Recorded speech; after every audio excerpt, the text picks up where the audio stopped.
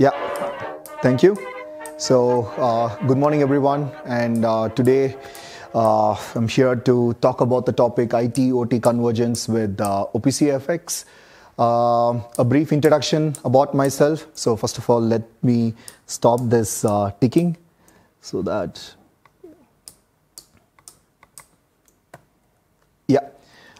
Short introduction about myself. I'm originally from India.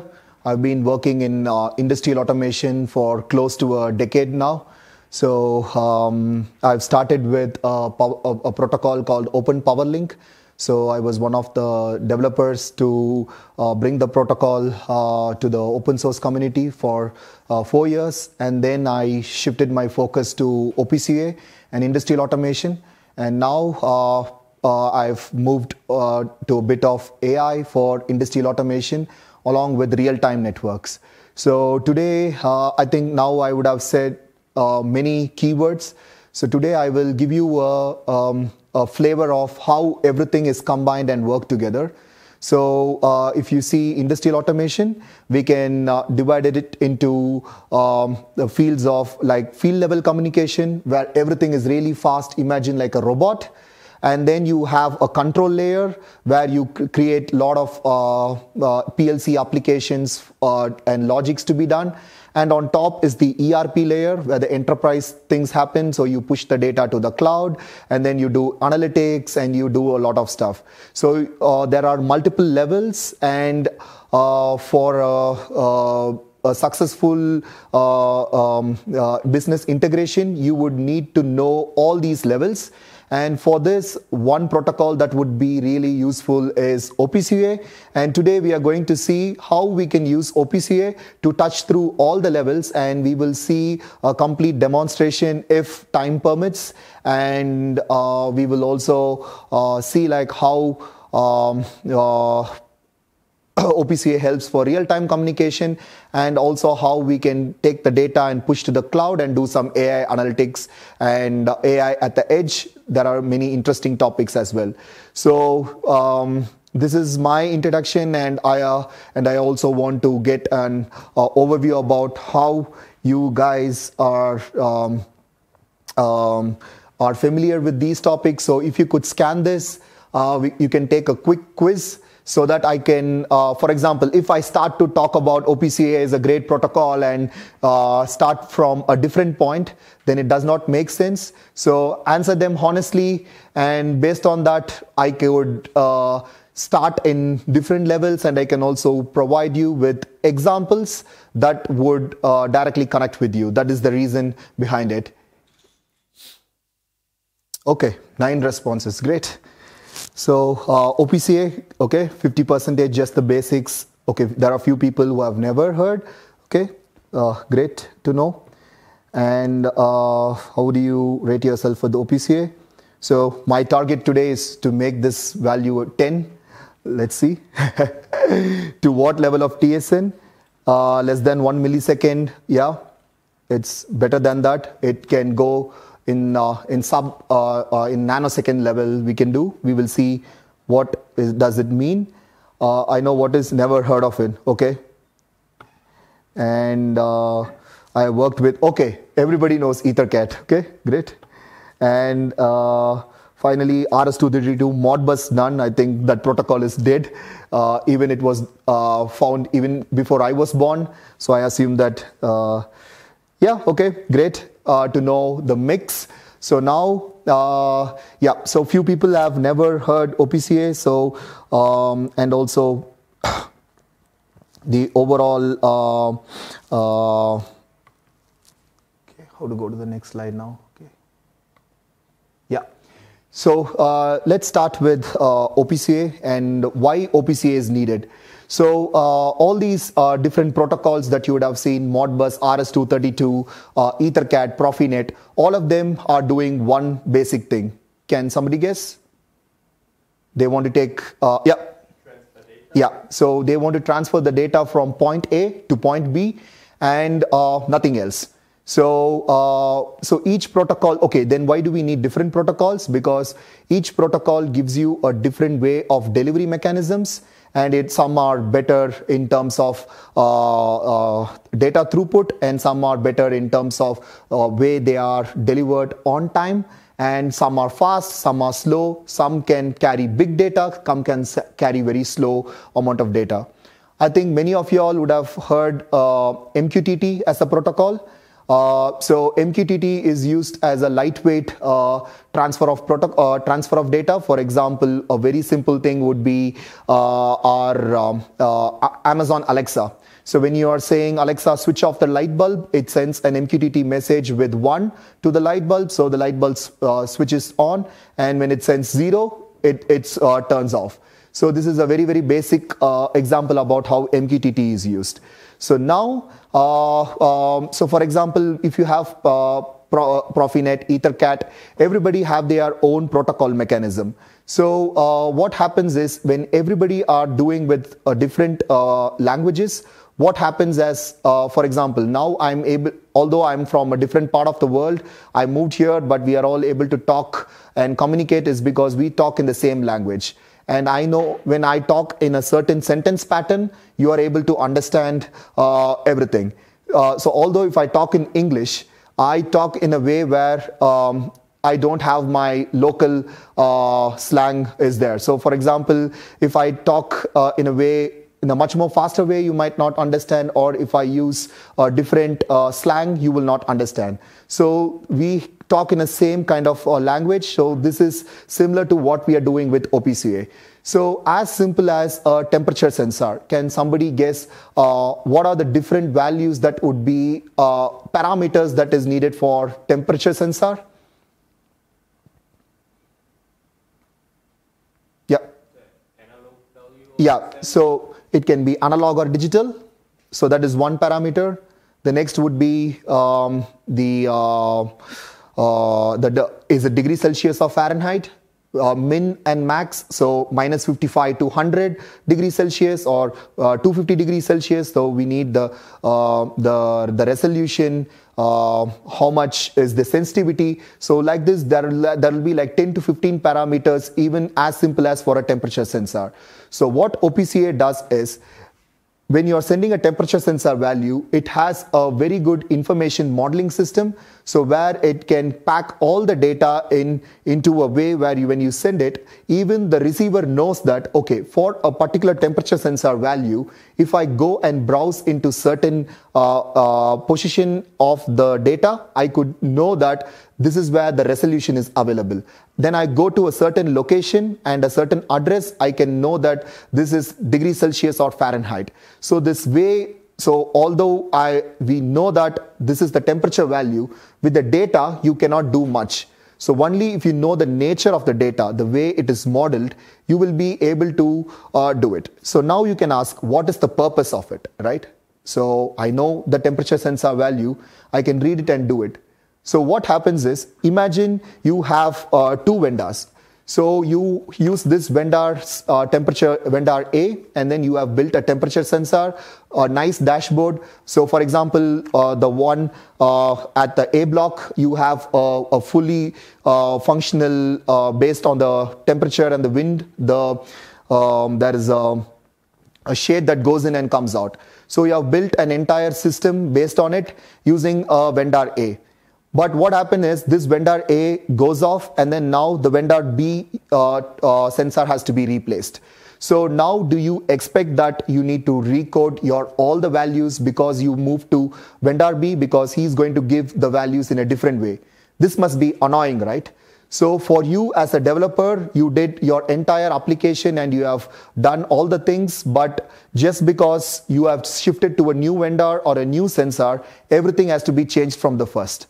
So what can be the best solution is, if vendor A and vendor B, both of them are going to build the temperature sensor based on the OPC UA standard, then it becomes very, very easy for you to just replace it and you start to get your values directly and your application remains the same.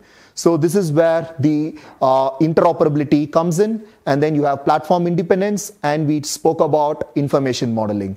And finally, security. So the security becomes very, very important. So most of the protocols does not come with a very good security mechanism. So OPCA is built on existing security mechanisms that are already there. For example, SHA 256, it has a username, password, certificate management, and it is built on the security mechanisms that were years together working, and it is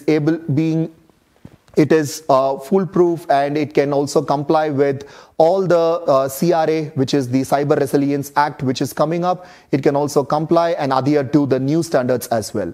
And finally, the most interesting part today is the transport layers. So OPCA is an application layer protocol. So for example, if you want to transfer the data for the robots, you need the data to be transferred every 100 microseconds. For this purpose, you could use OPCA PubSub, which is Publisher Subscriber Model. And if you want to send the data to the cloud, you can use OPCA PubSub over MQTT. And if you want to configure certain things, you can use OPCA client-server communication. So the same data that is available can be sent through different transport mechanisms. So now we can, I think this can be a clear takeaway from this presentation. OPCA is good because it is interoperable. When different vendors develop their temperature sensor or humidity sensor or their motors or their actuators, whatever it is, based on a certain standard, interoperability becomes easy. And information modeling is so great that you give a lot of meaning to the data that you're going to transfer. The language becomes the same from point A to point B. And finally, different transport layers gives you the opportunity to send the same data into different paths. So why can't we use MQTT for controlling a robot? Can somebody guess? Yeah. Not fast enough. Exactly. So why it is not fast enough? No, yeah, it is like a client server, but a pretty different model. It has a broker in between. You send the data to the broker takes time to get subscribed, so there is a middleware in between, so there is no guarantee for your data to be delivered. So for example, I could give you a very, very basic example that would say like what is real time and what is non-real time. So when you're driving in your car, imagine you are pressing a music play button, and then you're pausing the music, and then you want to go next. So in the same time, if you're, unfortunately, you meet with an accident, then what happens is your airbag must open.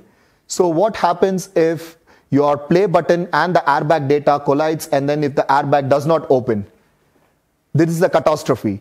So when something happens, when the data is not delivered on time, and a catastrophe or a bad situation happens, and if lives are threatened, so these are real-time systems. And for this, the data delivery should be in plus or minus 10 microseconds or even lesser of delivery date should be there. So for example, what is the jitter is if the data has to be delivered at this point of time, T1, it can be delivered only with the band of T1 plus 10 microseconds or T1 minus 10 microseconds. So for example, if T1 plus 1 second, if it opens, airbag opens here, your face hits the steering wheel, and there is catastrophe. So the data, you cannot transfer your airbag data through MQTT. So for this purposes, we have other protocols which we are going to see today. So what happens when you have to have your infotainment system and your airbag data to flow separately? What is the complexity that is happening? You will have separate network, separate assets for your non-real time, your infotainment data, and for real-time data, you have a separate network, and that is how currently most of your systems are designed. So these two networks are separate, and these networks are called as IT network, where the data is the real-time, non-real-time data, and the data that is real-time is called OT networks, which is operational technology, information technology. When you combine, people die. Yeah, so for example, your airbag does not open on time. That is unfortunate situation, but now we will see how these both can coexist together and what are the underlying assets and backbone that is needed for this to happen. Okay, so any questions now? Great. Okay. So what is OPC UA FX is, so OPC UA, you can compare it to your infotainment data, so which is not real time, and FX is for field exchange. I don't want to go deep into this topic because it is very wide, because we are in a different phase to understand how OPC UA really works and how we need to have the data transferred from point A to point B in a real-time situation. So OPC UA FX is an extension of OPC UA for field exchange. So for example, when you want to transfer the data from one robot to another robot, you have controller to controller communication, and one controller controlling a lot of motors is called controller to device. So these are the different models that are available in OPC UA FX. Okay, let's see this different transport layer protocols. I think now we are already familiar. So now we can see that there is one motor position here, and this particular motor position data can be, let me take the laser pointer. Yeah. So this motor position data can be sent to the cloud using PubSub over MQTT, and you can use Azure or AWS, and you can use the data for your lot of interpretations, and you can use PubSub over UDP for the communication between controller to controller, something like 1 millisecond cycle time. So for every 1 millisecond cycle time, you send a new data. And when you use PubSub over raw Ethernet, you can reach up to 250 microseconds, which is amazingly fast. You send millions of packets in a minute. So imagine sending millions of packets, and every packet should reach on the same deadline. So for this, you would need some special hardware, which is called TSN, time-sensitive networks, which we are going to see today. So, and then you have client-server communication. I think this is one of the most famous way of communication that we would have used already. So this is for configuring the network, and for the same motor position data can be sent to the cloud using PubSub over MQTT, and for 1 millisecond kind of controller to controller application, we can use PubSub over UDP, and for amazingly fast, we can use raw Ethernet to reach 250 microseconds of cycle time. So here what we are able to see is that one data, motor position data or the motor speed, can be transferred through different transport layers. So this is something that is not possible in the other protocols which you saw in the quiz. So there, when you want to take the data from your your robot access data to the cloud, you would need to have a translation layer in between where you change your X protocol data. You need to change it into MQTT data, and this is something called as a gateway. And this mechanism has a lot of risk. For example, security risk, you need to have a lot of developments needed, you need to have custom hardware, and this adds a lot of complexity. But with OPC UA, from your lower layers to the cloud layers, you just need one protocol. So that is one of the power of OPC UA. So any questions on this one? Okay, great. Let's go to the next slide. Yeah, so here you could see this is the field level where the OPC UA can be used to controller to device. So device can be a motor or a sensor, and from controller to controller, which you can compare it to two robots talking to each other. So for example, when one picks and places, other one should start the conveyor. So something like that. And if you want to send your robot data to the cloud, then you have OPC UA PubSub over MQTT. And there are various other things as well, which we will not touch today. It's a wider topic, but these are the overall visualization about how OPC UA can coexist in all your communication protocol needs. Yeah. So these are the different layers that we spoke, a bit more technical. So for the real-time transfer, you need TSN layer, and then you need a TCP/IP stack, TLS, transport layer security, you need MQTT, you need so many different software parts to do this. So this is like a wide topic which we can discuss over multiple days, but just have this picture in mind that this is your OSI layers. These are the 7 layers of OSI, and all the topics that we discussed will go into each layers that you're seeing here. So have you gone through OSI layers already? Yeah. So if you see from the data link and physical layer, we have TSN, network layer, IP, transport layer. So you can see OPC relies on the application and the presentation layers. So whenever you want, based on your QoS and your data delivery time and how well the data has to be transferred or the size, you can change the transport layer and use the same data can be delivered in different points of time. Okay, so I hope this is a bit complicated on day one to understand, but you can, I will share the slides later. Maybe you can go through these. Each box is like a day's topic that we can discuss. Okay. Okay, now that you would understand, this thing would have gone there in your mind already. Okay, this guy has been talking all this, but what is the purpose of it? Okay, so when something is found by mankind, the ultimate purpose is to earn more money or make our lives easier.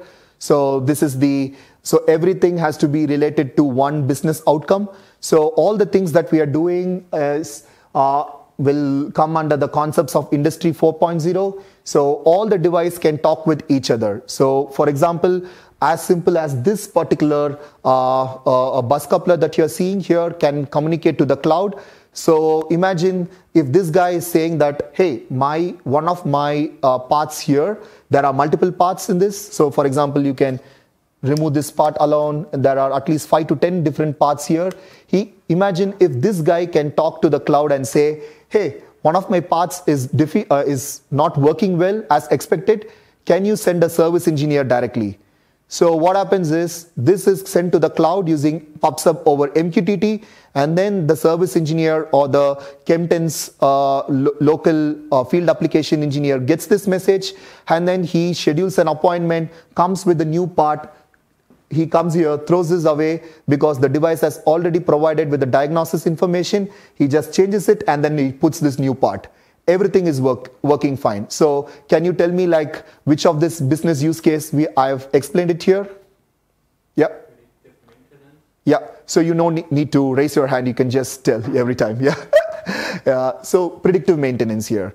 So what happens with predictive maintenance? You can, with this mechanism that I explained now, there is very less downtime, there is planned maintenance, there is no problem for the FAE's attention. So, and also imagine we spoke about just one part. What happens if there are thousands of parts inside Kempton and all of them are doing the same error here? So he cannot service thousands of parts on one day, right? Because there is one big problem is his manpower. The second problem is he will not have enough parts to change. So what is that problem is supply chain optimization.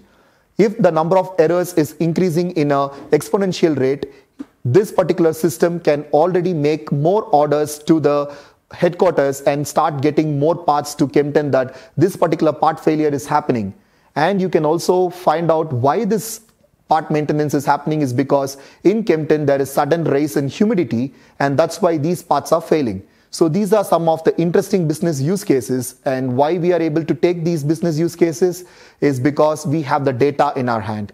To get the data in our hand, you need some protocol which can transfer the data from point A to point B. And you have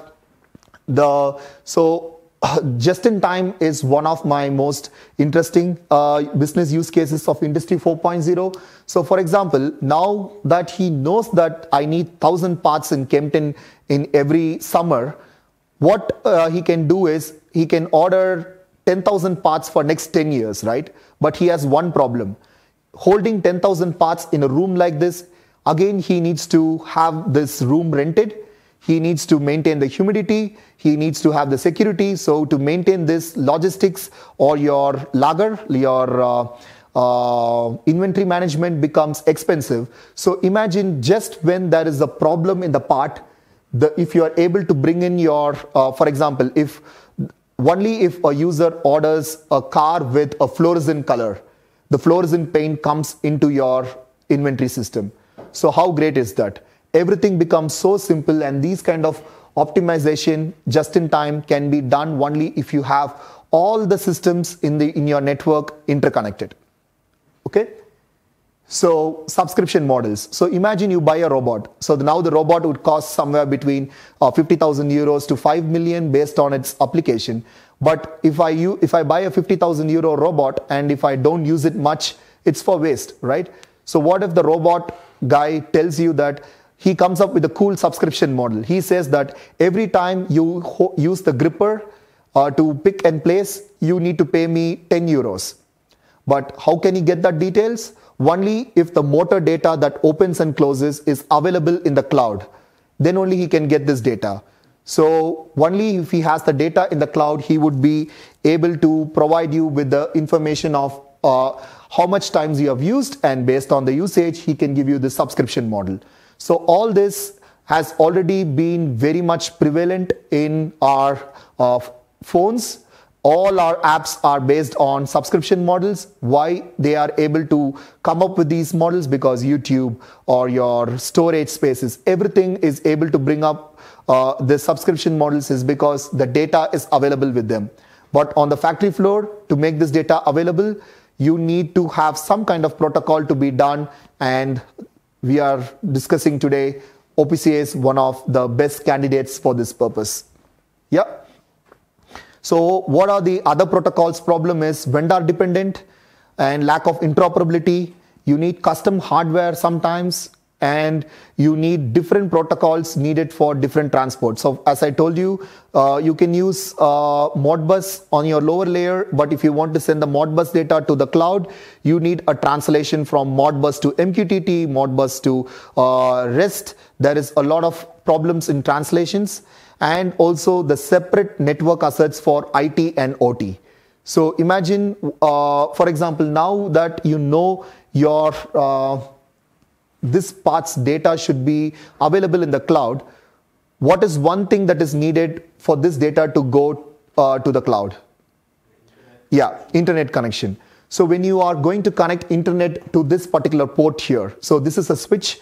If you are going to connect your internet connection, what are the problems that can happen?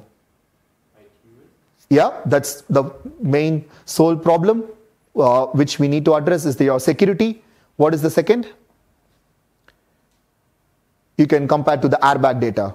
So what happens if you are connecting your internet connection and then suddenly one of your girlfriends call over WhatsApp and your entire video data is into your IT data into your OT data as well. So your robot is busily moving, but now you get the call. You have to pick it up. We can't take the risk of dropping the call, right? So what happens is even your IT data comes into the picture. So this might collide with each other, and the risk of airbag not opening. And imagine, even if airbag is not opening is just one person. Imagine if your technology is controlling a huge amusement park ride where there are a lot of kids going, and then they are doing some risky movements, and now the WhatsApp call comes, and then imagine the kids are being thrown away. That's a very, very bad situation to happen. But this kind of when you are having the IT and OT networks combined, these kind of risks are always possible. So what we need to do is separate the IT OT network, then we cannot send the data to the cloud. Industry 4.0 is not possible.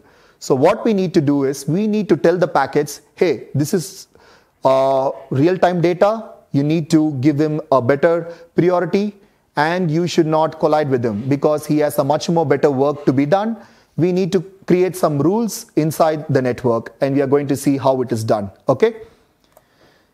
Yeah, so OPCA is a vendor independent protocol, supports different transport layers, as we discussed already. On the field level, determinism plays a critical role, and with TCP/IP, it does not fulfill. So we need to have special things, special mechanisms, which we are going to discuss in the upcoming slides. And yeah, so OPCA can be integrated with TSN, and we can make it real time. So now we are going to see what is TSN and time-sensitive networks. And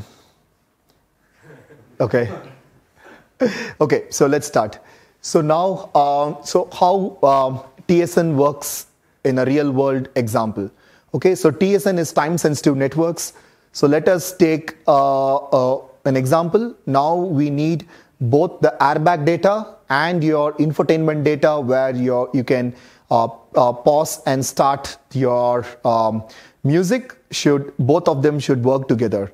So let us take a real world example. So imagine in a meeting room, there are 8 people in the meeting room, and everybody are going to talk among each other. So what happens is, when person 1 talks, also person 2 talks, and that is everybody are talking with each other. Everybody has important information, and then there is a huge chaos in the information, and there is noise, right? So if more than 1 person talks, already it is not good to our ears. And imagine 8 people are talking, and there is like a huge chaos, just like Oktoberfest, right? This guy is the guy number 1 is the airbag data, and you have your now also your maps data, and also your infotainment play and pause button is also colliding, and then there is a chaos, and the airbag data is not being delivered. So this is a problem, right? So this is the current situation we are having, where number 1 is real-time data, and the other guys are non-real-time data, and all of them are combined in the same network. Why they are combined in the same network? Yeah, so IT and OT is needed. Why IT and OT needs to be combined? Because Industry 4.0 applications need the data to be available everywhere, and everybody needs to talk with each other. So it's very, very simple. So real-time and non-real-time, both of them should be combined together. Why do we need to combine together? Because we need to earn more money. No, joking, but yeah, exactly. So that is how it is being done currently, and for the past 10-15 years, this is how it is being done. So this operation is called a gateway. So always you have this OT data being transferred to a software mechanism, and this software mechanism takes care to be connected to the IT network. So this can be a software plus a hardware sometimes, and this adds a lot of problems. So imagine a lot of so I can take the same car example. So when does a car can go faster? Yeah, more power. Can you just keep on increasing more power? That's not the right thing, right? Why? Because it becomes expensive, right? Bigger engines, more power makes it expensive. There's one more way you can also increase the power, increase the speed. Yeah, you cannot throw away the chassis because we need to sit in it. It needs protection. So one of the biggest contributor of the weights is the cabling. Why do we need these cablings? Is because all the control systems, all the different parts, everything is connected by cables. You have seen your cablings, right? So they are so heavy. Everything is connected with each other, and these cablings can be made multiple folds. It can be made simpler if there is one network, right? You just need one switch, and everybody can be connected easily to them. Now everybody is connected directly to them. This is again a huge topic, but just imagine that there is a lot of wires. When you are having one single network, then there is lesser wires and lesser paths. Okay, so there is one more great example is after this completion of TSN, we will talk about this example of electric cars and having drives mechanisms, which will be quite interesting topic to discuss. Yeah, now that we have addressed the problem, now we know that all the 8 people are talking with each other and there is problem. So now what happens is, one guy finds out the problem, and then he says, what's your name? Huh? Tadius. So Tadius decides that, okay, now that we have a problem that everybody talks with each other and the information is not delivered properly, now he comes up with the solution is that everybody has a watch now, and he says, let's us all sync up with my clock time. And then he says, hey, now my time is 8:49 and 9 seconds, and now I am 8:50. So what I do is I come back a step to 8:49, and somebody and some of them are 8:47 or 8:40. So they come forward, and then he keeps on announcing the time, and everybody are going front and back, and then finally everybody's clock is like 8:49, 30 seconds, 31, 32, and everybody are synced in a perfect situation. Now that everybody are synced, he becomes the grandmaster. The grandmaster continuously announces the time, and he asks the other slaves to sync to his clock. So this is where now we know that everybody are synced. Now that we are shouting every time, we can maybe in a resolution of 1 second or in certain milliseconds, maybe we can set our time, but the machines can do in nanosecond level time.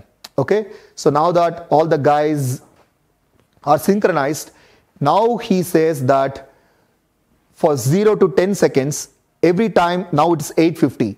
At 8:51, 0 to 10 seconds, the guy here can start to talk. And then 10 to 20 seconds, he can start to talk. Then it goes on.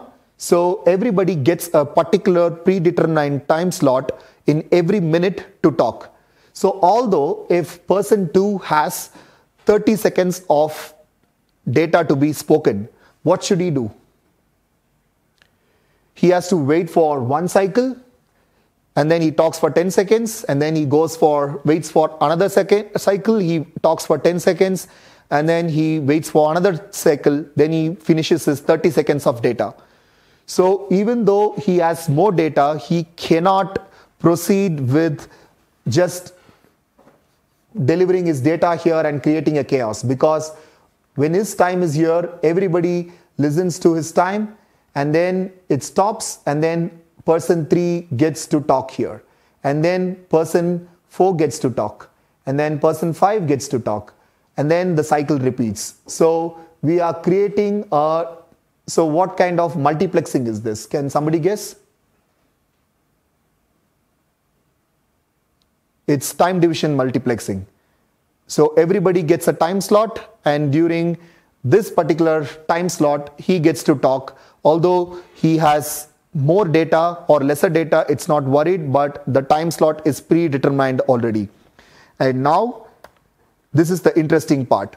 So during the chaos, let us replace the 8 people into 8 types of traffic classes. So what are the 8 types of traffic classes? So 1 is the topmost for us, right? What is 1? The airbag data, right? And then for 2, we need the play and pause button, infotainment. 3 can be your window control. And then 4 goes on, right? So now imagine when there is chaos and everybody were talking with each other. If you are going to take this Ethernet cable, cut it and look into it, this is how it's going to look like. So all the data are mixed, and what happens is sometimes they collide with each other, sometimes one is delivered and one is not delivered, and sometimes certain packet gets delivered in a later point of time. So what happens when it delivers in later point of time? For a play button, what happens if the play and pause button gets delayed? Nothing important. It's not important, but you get annoyed, right? You press the button like 5 other times. That's the biggest problem can happen. But what happens if airbag data does not delivered? There is a huge catastrophe. So this is a problematic situation, but now Tadeusz came to say that, hey, everybody get a time, and he proposed that everybody gets a time slot, and this is how it's going to look like. So now this is where your play and pause button comes in. This is where your airbag data comes in, and this is where your windows can open and close, and so on. So how neat it is. So this concept is called time sensitive networks, and when we distributed the time, it is called time synchronization. So everybody's watch is at the same time. So here you can see there are 4 parts, and everybody's clock is in terms of nanosecond level synchronized. So when you are saying it is 8:54, it is not just 8:54 and one random second. The seconds values is same, the milliseconds values are same, the microsecond value is same, only the nanoseconds would change. So this is the level of synchronization that is available. So to give you a cool comparison, this is much more accurate than your clocks that is being used in Olympics time measurements. So they are much more accurate than that. Okay, so yeah, they also record nanoseconds, but don't also, it's being recorded. Don't debate on that, but technically we see only milliseconds. That's the thing that I'm trying to say. When you're seeing for a record, we just see the milliseconds and we don't go beyond that. That's the thing I wanted to suggest. Okay, yeah, and when you are giving the schedules, it is called 802.1 QBV is what we are doing here. And the time synchronization is called 802.1 AS. So these are the two things that we are using. And also there is frame preemption. So now the frame preemption becomes interesting when, so imagine the airbag data, now the window data is transferring here. You know that this guy comes with a time slot here. So what happens if there is an accident that happens here? Should he wait for this time to get a time slot? No, right? He needs to have much more better priority. So what happens is, if the airbag data comes in here, if it is marked with higher priority, this frame transmission stops, and then immediately the airbag data is being sent, and then the retransmission of this particular window data happens again. So this is called as frame preemption. So you can see, although the guy 3 is talking, but the more information data is available with person 4, he interrupts him and cuts the latency and starts to talk. So this is called as, so you can see, instead of waiting for the whole 25 seconds, he wanted the information to start here, but he has to wait for a 15 seconds latency is there. So instead of that, he tells guy number 3, hey, this is airbag data. If you don't give me this slot, everybody die. There is no purpose of playing the music after we die. So what you have to do is, please stop here so that I could transfer the data, and then you can start playing your music again. Everybody is cool. Everybody lives, and we are there to listen to the music further. So this is frame preemption, and these are the 3 basic things that are needed in an industrial automation situation, but there are more protocols here that you are able to see. Not protocols, these are standards. These are all combined together, and this is called as TSN. So TSN is the backbone that would help you for your IT and OT convergence. So this is the crux of explaining you all the things. So now you can see that there are different participants in the network. Based on their importance, based on their priority, everybody gets a particular time slot and a bandwidth to communicate your information so that the data flows from point A to point B. Okay. So yeah, there are many standards. Which standards is mandatory is, these are the 4 standards that are mandatory for your industrial automation. And yeah, this gets complicated because these are more into industrial automation, but now we are just seeing the much more basic level. Yeah, so why TSN is necessary for IT and OT convergence? Now we can clearly see if everything gets confused, it is risky, it is secure. Now you mentioned a topic that what happens if a guy comes in and hacks a robot and starts to control the robot. So then you need security. So that's where OPC as a protocol gives you the security mechanisms, transport layer security, user level security is available. So even these kind of attacks can be prevented if you have OPC UA. If you have any other protocol that is not protected well, obviously your robot can be hacked and it can be redesigned to do some damages if it is needed by the hacker. Okay. So now this is the cool part. So this is one of our prototypes that we did. So you can see there is a master controller and it talks to a TSN switch, and then we are controlling this robot. So can somebody tell me what mechanism we are using here? We are using OPC UA, but what kind of transport is used here?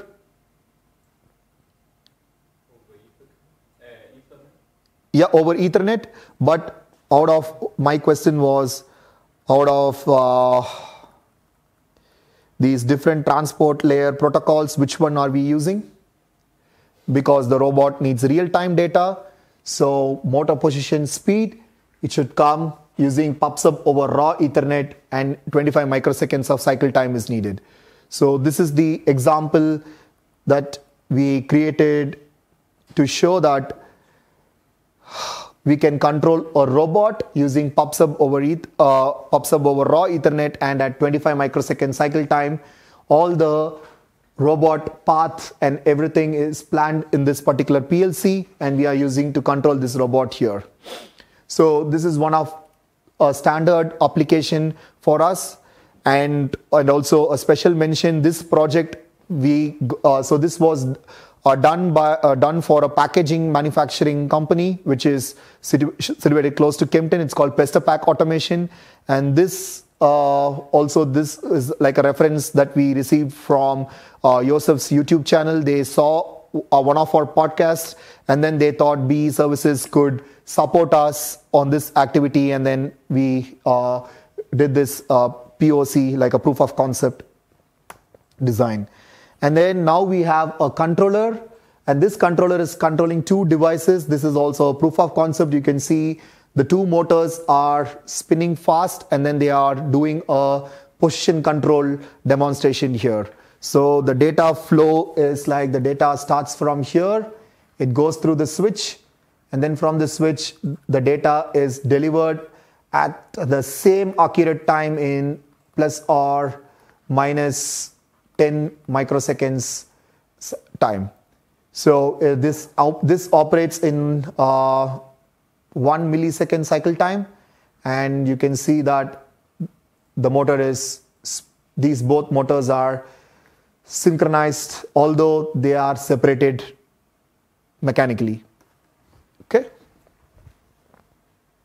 So this is also one of, we can also discuss one application here. If one packet that needs to be delivered is cut off here, then the synchronization goes out. So imagine if you're controlling a conveyor, what happens if one motor stops in the conveyor? The entire conveyor collapses, right? So all the motors in the conveyor belt should operate in the same speed. If that is not going to happen, then there is a problem in the conveyor.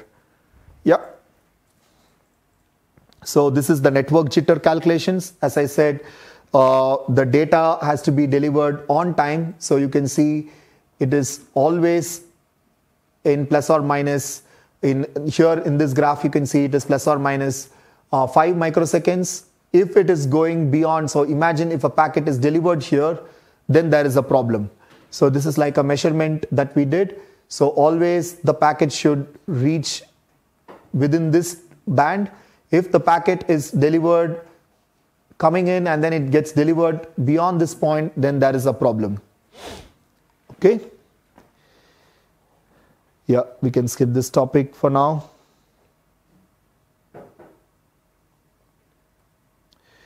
Yeah. So now let us go for some demonstrations.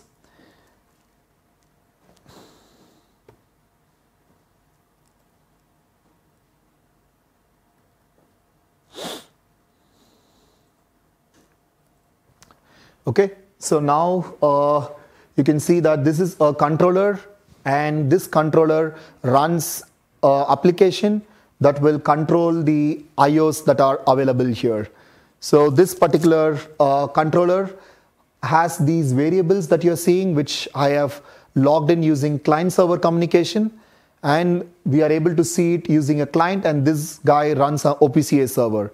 So once I start the application, this will start to send real-time data over these to both of these devices here, and then we can see there is a synchronized. So these red LEDs are controlled by this guy, and the blue LEDs are controlled by the Texas Instruments controller. So when the data is being transferred from this device to this device, it has to send in accuracy, and everybody are all operating inside a time-sensitive network. So let me start the application. So this is one of the patterns.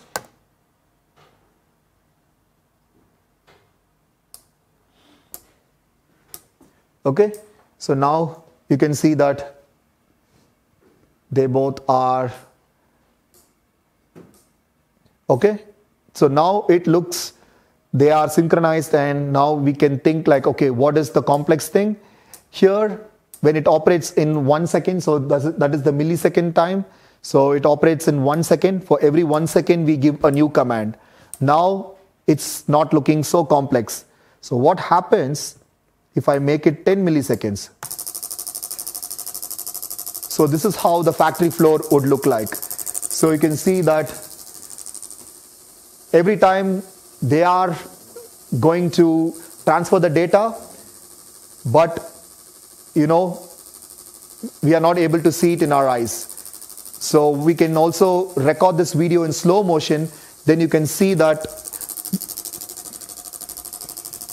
in a bottling plant, you can see how fast the bottling plants goes, and then the stickers are being, if you can see at the point, the sticker will start here, and then it rolls, and then it completes. So if you, next time when you buy your Spezi, if you're under 18, if you buy a beer, if you're more than 18, you can see the stickers, right? Sometimes the sticker will be misplaced a bit. Have you seen that before? On your Coke bottles or somewhere the sticker might be placed a bit like 1 millimeter away. That is because at some point of time, one packet was delivered late, and that's why the stickering synchronization missed between. So this motor has to come on time, the stickering should start, and the bottle should spin, and then it goes out, right? So this synchronization costs you this much. So this is also happens in egg grading machines, your tomato sorting machines. Have you ever wondered the tomatoes that we buy from Lidl, they are always in the same size? Do you think that's how they grow in the field? Yeah, we all, even I also thought like that, but it's not that case. They are sorted based on their sizes. We can see a video later on YouTube to see like how these tomatoes are being sorted. So everywhere, everything that we use around us uses these kind of technologies, and OPCA is one of the candidate for you to learn in the earlier stages of your career, so that you could use all the potentials of it, and also it gives you the path towards AI, and because for AI the basic thing is data, and OPCA gives you data that is rich in information modeling, that is gives you a lot of attributes and helps you to realize your applications in a much more efficient manner. So any questions until now? So the pictures that we saw earlier there were multiple traffics, right? So now there is only one type of traffic, which is the OPC UA traffic that I've been sending. And now I can introduce more traffic inside. This is like a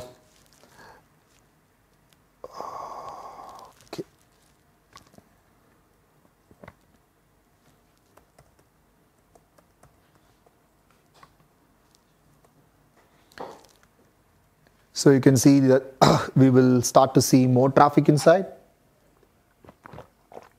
I have created some noise inside the system, and you can see there are different types of traffic classes. We had 8 different people talking together, so this can be combined together like towards that. So we have 8 different people now combined to different traffic classes. There is different traffic, and you can see how they are all allocated with each other. So now, although there is a lot of other traffic, I can start my application again, but still the delivery of our real-time data is possible because we have clearly allocated all the data their own paths, so they are not interfacing with each other, and still we are able to get the same application running even at faster speeds. I can increase the speeds as well now. Maybe 50 millisecond. 50 millisecond is actually slow in terms of industrial automation. So 1 millisecond. So this is the real world application. It goes much more lower than this. I think I will bust the relays. But these relays are not designed to work this fast. This is just for application purposes, for demonstrating. But this is 50 millisecond. This is 10 millisecond. This is 5. This is 1. And 1 is the basic of industrial automation. And it can go up to 250 microseconds. And EtherCAT, how much lower can EtherCAT go?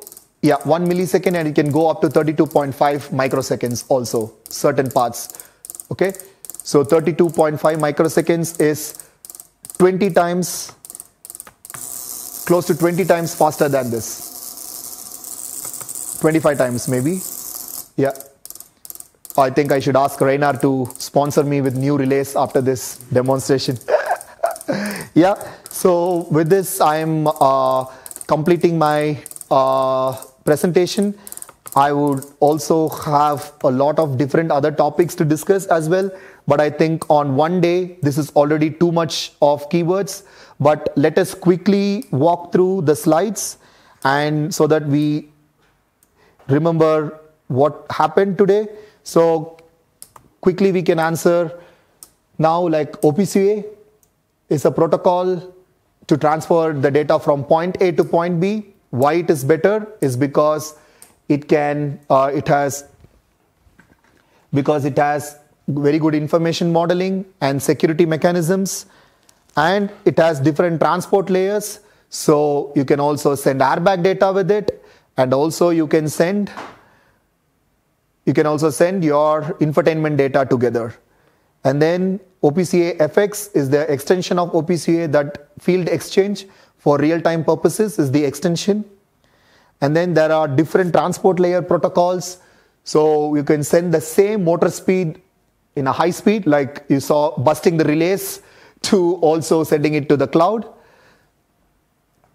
We did not see the cloud application. Maybe in a different chance, I could also demonstrate AI and also cloud applications maybe in the upcoming sessions if we get a chance. So these are the different ways OPC UA can be used to communicate in an industrial automation world. This is the comparison of whatever we spoke previously with the OSI layers. And why we need this is because predictive maintenance, supply chain, just in time. So what was the predictive maintenance application that we discussed? Is replacing of that part. What happens when a field application engineer inside Kempton gets this information directly, and he comes uninvited to the factory to change it automatically? So this was one thing. And also subscription model. Imagine you buy a robot, you don't pay the $500,000, the cost of that robot. And also robot is a very, very special application. But also imagine you buy a huge land mover.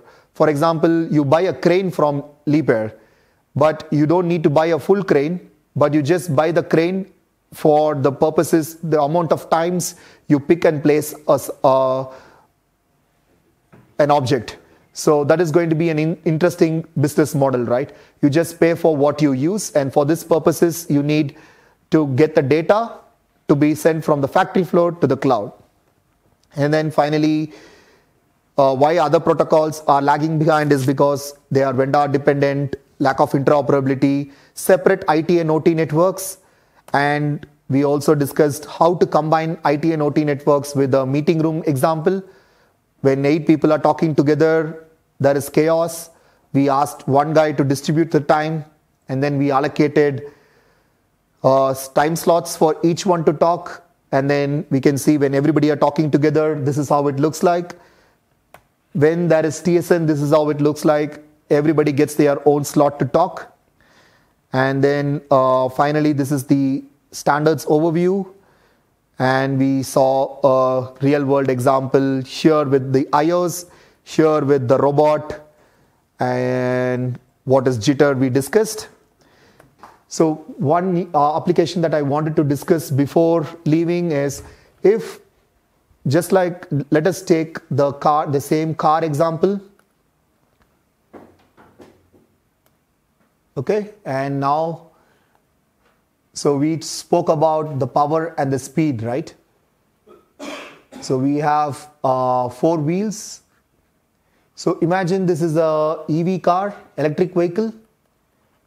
And one of y'all said how to reduce the car is the chassis, is the one of the heaviest part, and also the transmission system, right?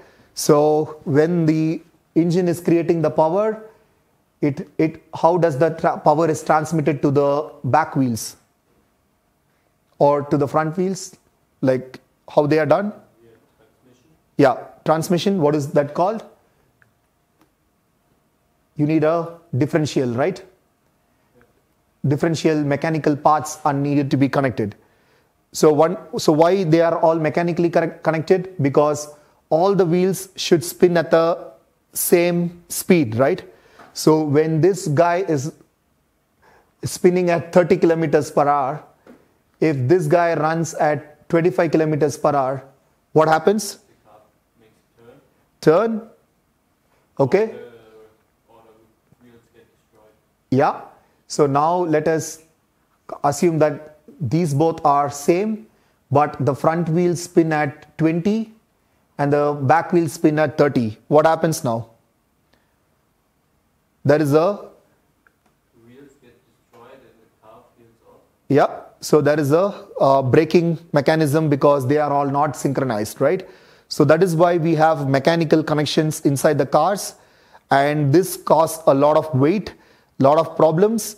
So when this differential goes off, then the mechanic, the technician has to look into all the parts, and it becomes very, very difficult to change everything. So imagine a scenario where there is no transmission mechanisms. Then how can you make sure that all the wheels are spinning? Because every wheel has its own motor here. Motor M, M2, M3 and M4. So imagine they are all brushless DC motors, BLDCs. They don't need separate powers to be transmitted, right? So how will you make sure that M1 is equal to M2 is equal to M3 is equal to M4 so that the car works perfectly? Yeah. You need a main controller. Yeah. So you need a main MCU. Is that all enough? So the MCU is going to send the data, right? They need to send the data back. Yeah, that is okay. Yeah, front and back. But what if the data being sent delivers to M1 late and M2 early? It's not okay, right? Now what M1, M2, M3, M4 should be? Exactly. They should all be time synchronized. If they are all in time sync, you can remove out a huge part from your car. So this is going to be the future. Already a lot of, I don't want to mention the names, they are all working on these kind of technologies. So now that there is no transmission mechanism, what can be one of the coolest applications? If they can all spin in different speeds, now can the wheels in this mechanism, can the wheels spin in different speeds? I'm asking, is it possible? Yes. How? If the MCU sends them different. No. That is in the MCU. That is case 2, future. So in the present, is it possible? Yeah, the differential. Yeah, the differential does it. But technically, when you are trying to park, is that possible? Just the front wheels to spin?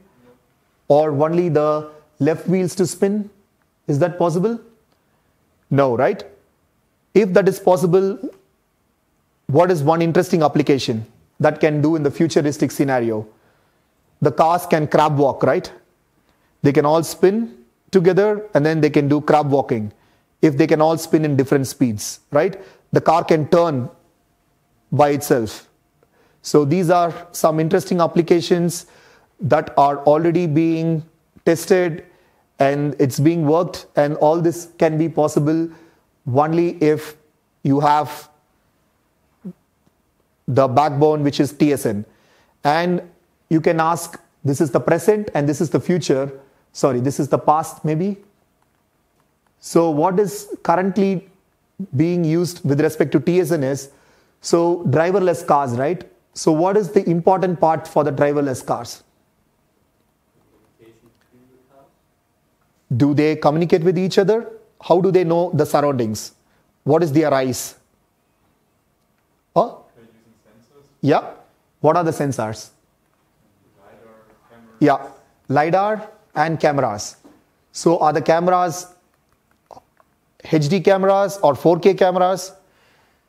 They are 4K. They are much more powerful than our phone cameras, right? They must be, right?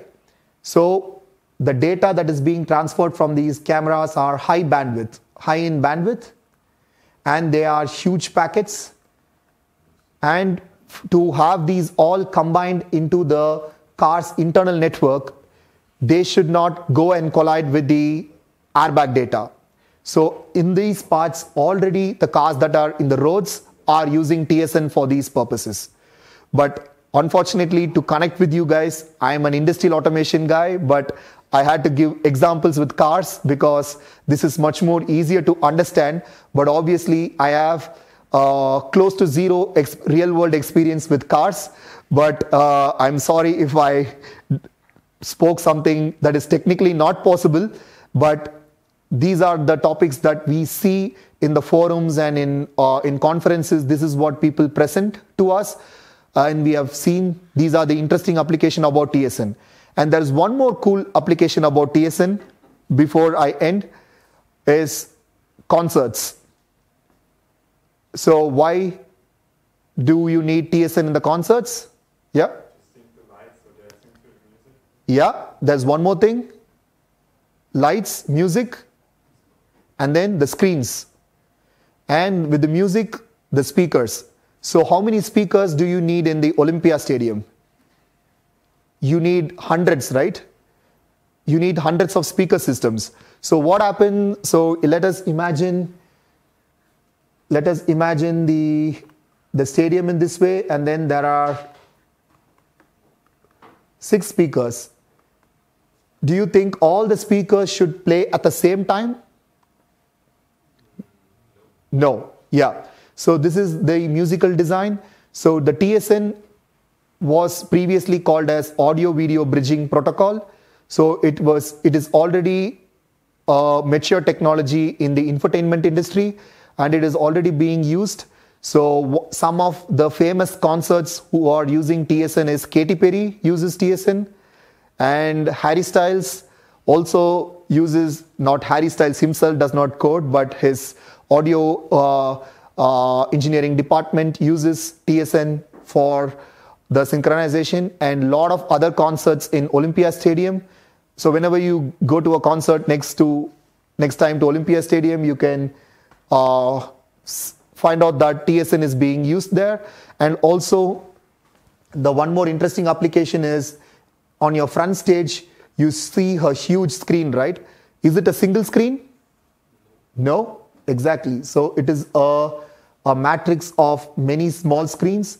So all these screens are time synchronized, and then the packets are being sent early, and then it gets stored, and then each frame delivers at the same time, so that when you watch, your screen is very nice to watch, and then you hear the sound so that it's pleasant.